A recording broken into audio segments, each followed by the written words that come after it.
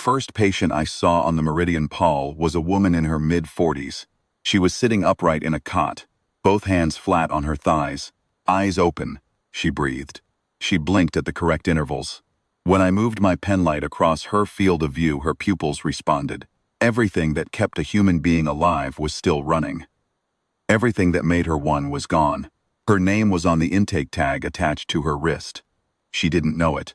I pulled up her vitals and started the intake assessment the way I had been trained, the way I had done 10,000 times in 17 years of service, orientation questions, date, location, name. She answered none of them. Not because she was in shock, not because she was frightened. She looked at me with a calm I had never seen on a living face.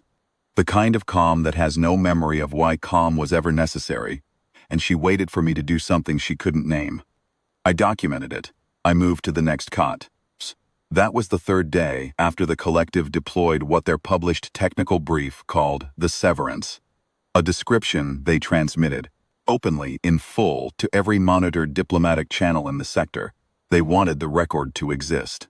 They explained that the severance was a targeted neurological interruption cascade, delivered by relay satellite to 17 human colony worlds simultaneously, calibrated to strip hippocampal and cortical binding structures, without cardiac or pulmonary damage. It left the body intact. It left nothing inside the body that knew it was a body. 340 million people. In the collective's terminology, they had been rendered non-territorial. The brief included coordinates. It included targeting parameters. It included the precise relay identification codes for all 91 satellites involved. The collective had published it because they were certain, absolutely, institutionally certain, that the record of their precision would function as deterrence. They had solved the problem of human expansion without killing a single human. They considered this to be the document that ended the conflict. They transmitted it to us. I want you to hold that. They transmitted it to us. I worked the Meridian Pall for 11 days. By the 4th day, I had stopped asking the orientation questions. By the 7th, I had developed a triage shorthand that fit in a single column. Functional, nonverbal, responsive, non-responsive. Because the standard forms had not been written for this, and every checkbox felt like an insult to the woman in the first cot. By the 11th day, I had processed 463 patients and had helped exactly none of them. There was no treatment. That was the other thing the brief explained, in the same flat procedural language they used for everything else. The binding structures, once interrupted, did not regenerate. The collective had done their research. The record was complete. On the 12th day, I was transferred off the Meridian Pall and assigned to the ISV corrective measure.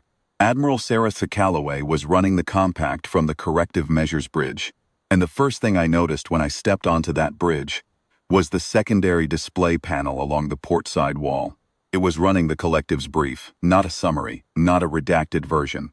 The full document, all 91 relay codes, all 17 world coordinates, all targeting parameters, scrolling slowly in a column next to the fire control queue. I stood there for a moment and looked at it. Calloway noticed me looking.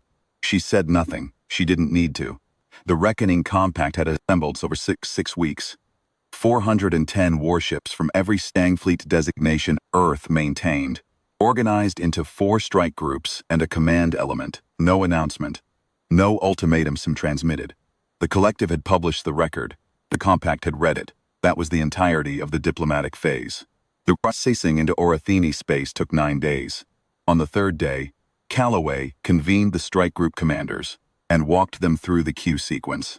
I was present in my capacity as senior medical officer in case anyone wanted to argue that the strike groups ought to spare the research installations on humanitarian grounds. No one argued it. The installations were in the brief. The brief was the document. The commanders filed out in the same silence they had arrived in, and Calloway returned to the bridge. I spent the remaining days in the medical bay, finishing my documentation from the Meridian Pall, 463 patient files, each one a person I had failed to help. I filed them in the order I had seen them. The woman from the first cot was patient number 1. I spent more time on her file than on any other, as if the additional detail would do something, and then I closed it and moved to patient number 2. We crossed the Oratheni boundary on the 14th of the month at 061 hours. 4 strike groups in formation. The collective's outer monitoring stations detected us at 06144.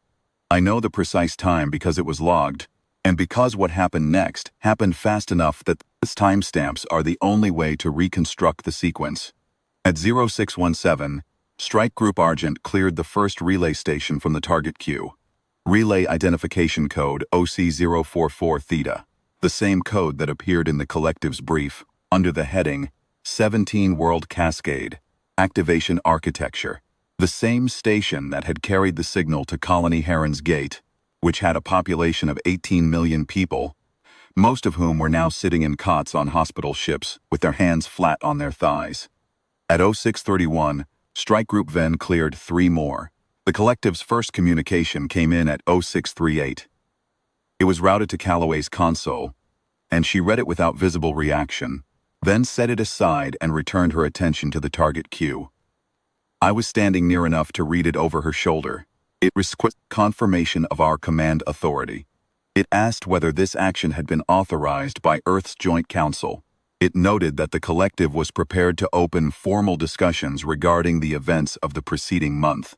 It used the phrase, the events of the preceding month. 340 million people with their hands flat on their thighs, and the collective called it the events of the preceding month. Strike Group Fulcrum entered the intertransit corridor at 0702 and began working through the deep network relay cluster. 23 stations identified in the brief sections headed Redundancy Architecture, ensuring cascade completion. The collective had built redundancy into the severance. They had engineered it carefully, over years, and they had published every detail of that engineering. And now, every detail of that engineering was in the fire control queue. The compact did not fire on population centers. I want to be precise about that.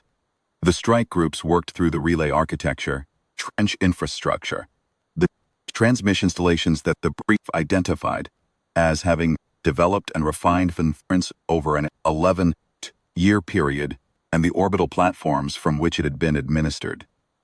These were the elements of the record. These were what the compact addressed.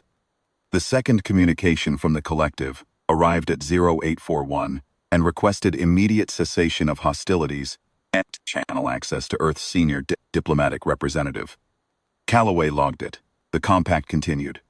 By 1400 hours, 87 entries had been cleared from the queue. The secondary display panel was still running the brief alongside the target log, and I stood at the port wall and watched the 2 columns move in parallel. The collective's document on the left, completion timestamps on the right.